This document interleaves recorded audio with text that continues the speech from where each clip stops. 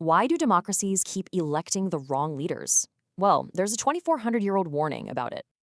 So how do we really choose our leaders? You'd think it's all about policy, but the science suggests something else.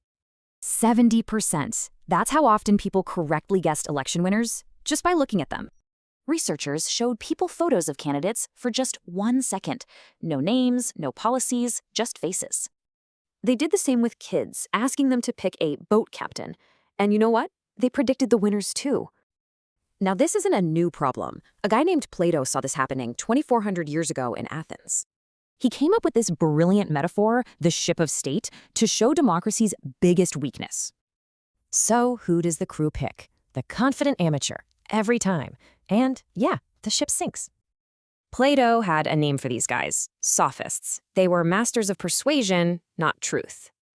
Sound familiar? The skills that win elections today are all about persuasion, not actually governing. And what's wild is that modern psychology actually proves Plato was right. Our brains are wired for this. It's called the Dunning-Kruger Effect. Basically, people who know the least are often the most confident.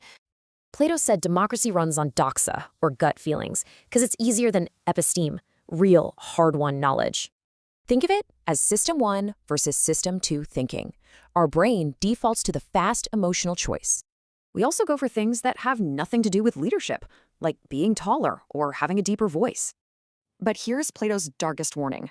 It's not just about bad leaders. It's that democracy can actually destroy itself. Look at the Roman Republic. Chaos led people to trade their freedom for a strong man promising order. Yep, the people, tired of the mess, literally cheered for the person who would end their democracy. So what was Plato's solution? He said leaders shouldn't be popular. They should be experts, philosopher kings. His logic was simple. You wouldn't let an untrained person do surgery, right? So why is governing different? But then you have Churchill's point. Democracy is flawed, for sure, but it might just be our least bad option.